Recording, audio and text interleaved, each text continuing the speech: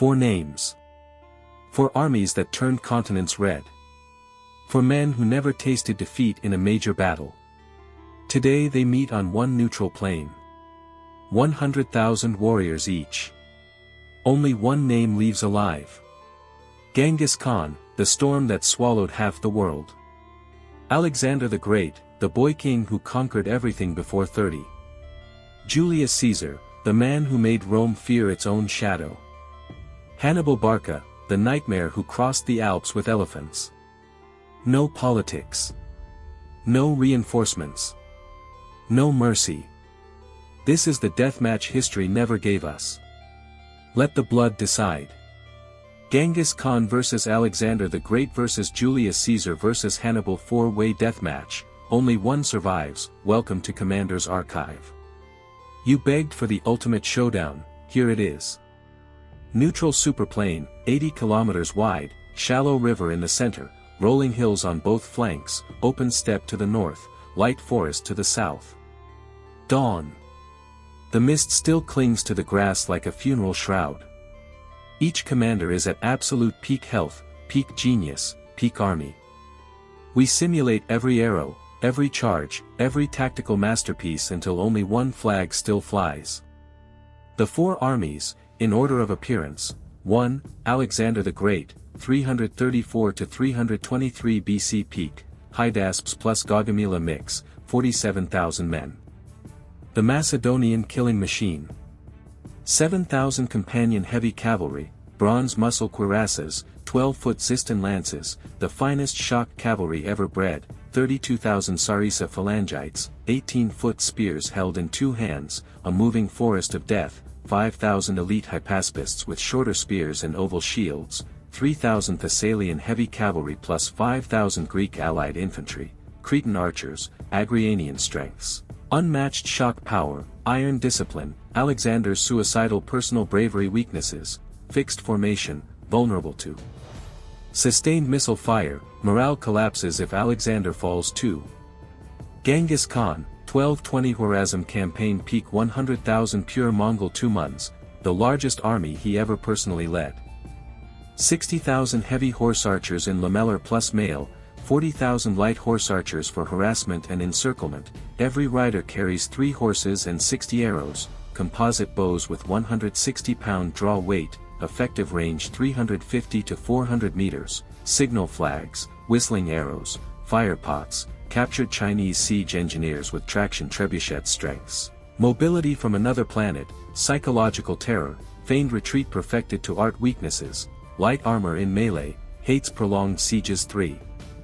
Julius Caesar, 52 BC Alesia peak 80,000 men, Rome's golden generation. 60,000 heavy legionaries in Larica Hamada/Segmentata, large scutum, 2 pili each, Gladius Hispaniensis, 15,000 veteran Roman/Gallic cavalry plus 5,000 German auxiliary cavalry, the best horse in Europe, Caesar's personal 1,000-strong Spanish bodyguard cohort strengths, lightning-fast field engineering, adaptability, morale unbreakable while Caesar lives weaknesses, slowest army on the field, needs to close to 30 meters to fight for. Hannibal Barca, 216 BC Cannae peak 60,000 men plus 40 African forest elephants, 10,000 elite Libyan/African heavy infantry armed with captured Roman gear, 20,000 Celtiberian and Gaul warriors, many fight naked, long slashing swords, berserk courage, 10,000 Numidian light cavalry, fastest horses on the planet, 20,000 Balearic slingers plus Spanish Catrati skirmishers strengths, tactical genius of the millennium, master of the double envelopment weaknesses, mixed loyalty, elephants can panic and trample his own troops. Deployment, dawn, day 1 Alexander takes center left, facing east. Genghis deploys far north on the open steppe, perfect for him. Caesar center right, already ordering stakes driven into the ground. Hannibal south, near the forest edge to hide his elephants. 4 armies, 2 kilometers apart. Silence. Then the earth begins to shake. Phase 1, the arrow apocalypse, first 20 minutes, Genghis strikes first. 100,000 horse archers advance in eerie silence, bows drawn. At 300 meters they loose. 1 million arrows darken the sky in the first 5 minutes alone. The sound is described by survivors as locusts devouring the sun. Alexander's phalanx lowers Sarissas to 45 degrees, most arrows bounce off bronze shields and helmets. Casualties: 1,200 dead, 3,000 wounded. Caesar instantly orders full testudo, overlapping shields like a turtle shell. Losses almost zero. Hannibal's elephants lose their minds at the whistling arrows, 18 beasts stampede backward, crushing 3,000 screaming Celtiberians. First blood belongs to Genghis, but it's only a scratch. Phase 2, Alexander's thunder charge. Alexander smells weakness in Hannibal's broken center. He personally leads the 7,000 companions in perfect wedge formation, red cloak flying, lion skin helmet gleaming. They hit 50 km/h in seconds. Hannibal counters with his 10,000 Numidian cavalry, fastest horses ever recorded. They refuse melee, kite, harass, pepper the companions with javelins. Alexander's charge slows, horses bleeding from dozens of hits. Meanwhile, Genghis detaches 30,000 heavy lancers to smash Alexander's exposed left flank. Bronze versus lamellar. Lance versus composite bow. For 15 minutes the plain becomes a slaughterhouse. 4,200 companions dead. 9,800 Mongols unhorsed. But Mongol light archers never stop shooting. Alexander is forced to pull back, the first time in his life he has ever retreated. Phase 3, Caesar the engineer. While the cavalry duel rages, Caesar does something only Caesar would do. He marches his entire 80,000-man army forward under constant arrow fire, stops 800 meters from Genghis's left wing, and in under 25 minutes builds a marching camp complete with ditch, palisade, and watchtowers. Mongol arrows rain down, Roman shields hold. Caesar then launches 3 simultaneous pylon volleys that kill 5,200 horse archers in one thunderous throw. Genghis now realizes Caesar is the real danger. He orders 40,000 riders to completely encircle the Roman camp. Caesar smiles and orders the second ditch to be dug outward. Classic double circumvallation begins. Phase 4, Hannibal's elephant gambit, the desperate roll of the dice. Hannibal has watched his center dissolve under Mongol arrows and his Numidians fail to stop Alexander. He has one card left, the 37 surviving African forest elephants, each 3.5 meters at the shoulder, towers draped in red cloth, bells clanging, drivers armed with chisels to hammer into the brain if they turn. He forms them into a single wedge and charges straight at Caesar's half-finished outer wall. Caesar sees them coming from 900 meters. He does exactly what Scipio Africanus did at Zama 16 years later. He orders every other sentry to step back 5 paces, opening perfect lanes through the Roman line. The ground shakes. Dust rises like smoke. The elephants thunder through the lanes exactly as planned, and straight into a killing box Caesar prepared overnight, caltrops, firepots, and 4,000 archers on the inner wall. 25 elephants drop in under 4 minutes, screaming, tusks thrashing. The rest panic, wheel, and trample Hannibal's own Libyan infantry. Another 8,000 Carthaginians die beneath their own beasts. Hannibal leaps from his dying lead elephant, sword in hand, and fights on foot with the last 1,200 African veterans. He personally kills 9 Roman centurions before a pylon takes him in the thigh. He refuses to retreat. A second pylon pierces his chest. Hannibal Barca, the man who terrified Rome for 17 years, dies at 47 on a plane he never knew existed. 4th place sealed. Hannibal is out. Phase 5, Genghis executes the Tuluma, the masterpiece. Only 3 armies remain. Genghis now plays the move that destroyed empires from China to Hungary. He orders a full, chaotic, screaming retreat to the north. 80,000 riders turn and gallop away as if broken. Alexander, bleeding from 4 arrow wounds and furious at his earlier retreat, takes the bait. He leads 15,000 remaining companions and 20,000 phalangites in hot pursuit. The broken remnants of Hannibal's army, now leaderless and desperate, also chased the fleeing Mongols. Classic mistake. At the 7-kilometer mark, 40,000 Mongol heavy lancers will left, 40,000 light archers will right. The Tuluma encirclement closes like a steel noose. Arrows storm from 3 sides at point-blank range.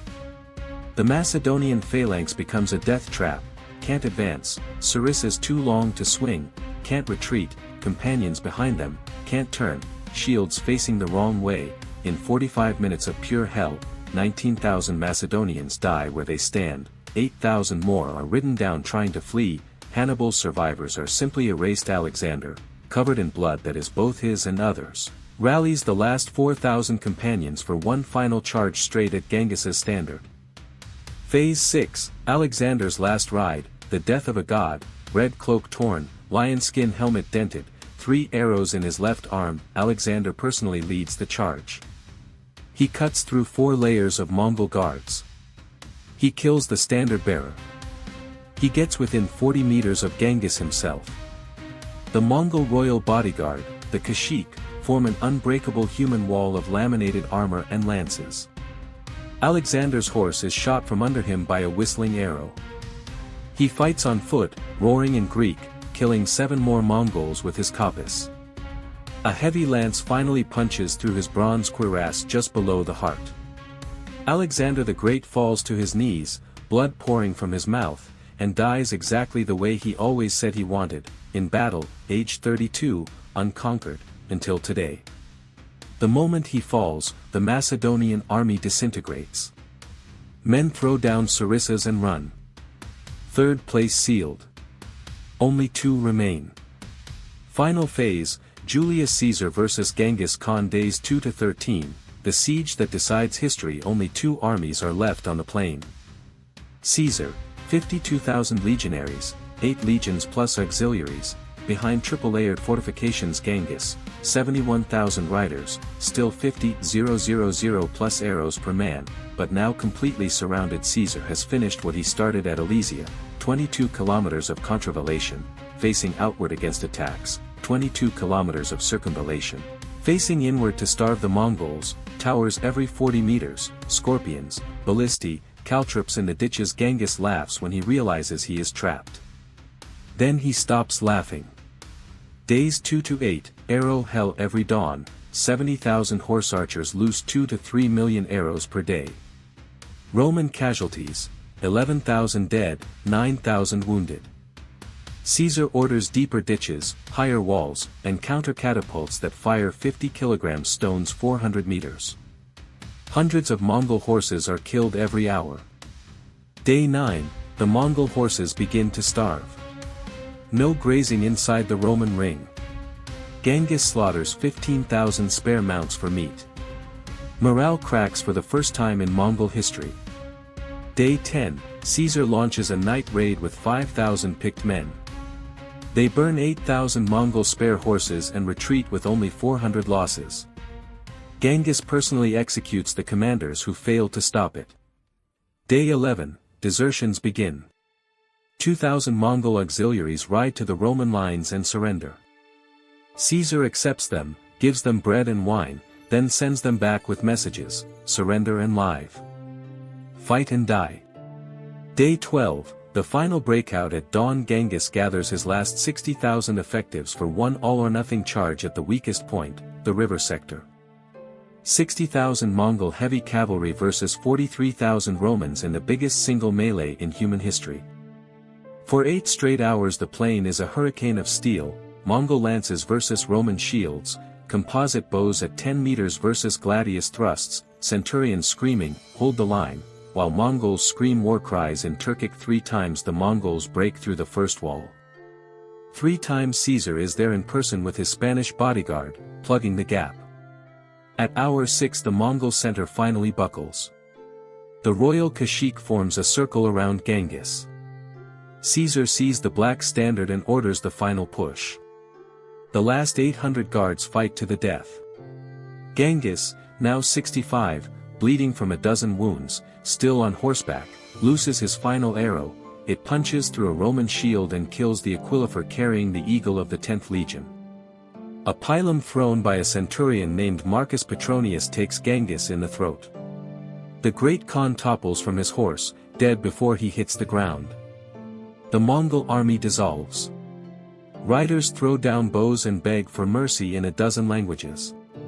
The verdict: dawn, day 13. When the sun rises on the 13th day, 348,000 men lie dead across 80 square kilometers. The plain is black with corpses and red with blood. Julius Caesar, now 53 years old, armor-dented, face streaked with blood and dust, stands alone on a small hill surrounded by the bodies of Alexander, Genghis, and Hannibal. He looks at the three greatest conquerors in history and speaks the most Caesar sentence ever recorded: Veni, Vidi, Vici. Again. Final ranking: only one survives. 4th place, Hannibal Barca. Elephants backfired, army too mixed, died sword in hand like a legend. 3rd place, Alexander the Great, unbeatable in his era, but composite bows and encirclement were too much. Died the way he always wanted. 2nd place, Genghis Khan came within hours of victory. Only Caesar's walls and starvation stopped the unstoppable. 1st place, Julius Caesar, the only man alive who could look Alexander, Genghis, and Hannibal in the eye, and beat them all. He didn't just survive. He proved why his name is still spoken with fear and awe 2,000 years later. So there it is, commanders. The ultimate deathmatch is over. Julius Caesar stands on the mountain of corpses as the last man standing. But now the battlefield moves to the comments. Who do you think should have won? Who got robbed? Who would win in a rematch on different terrain? Drop your full ranking below. The best arguments get pinned. If this video hits 100,000 likes, we do the sequel, Roman legions vs Mongol 2 months, full alternate war, 100 years. Smash that like button until it bleeds red. Subscribe. Turn the bell on. This is Commander's Archive. The battlefield never sleeps. We'll see you in the next war. Valit.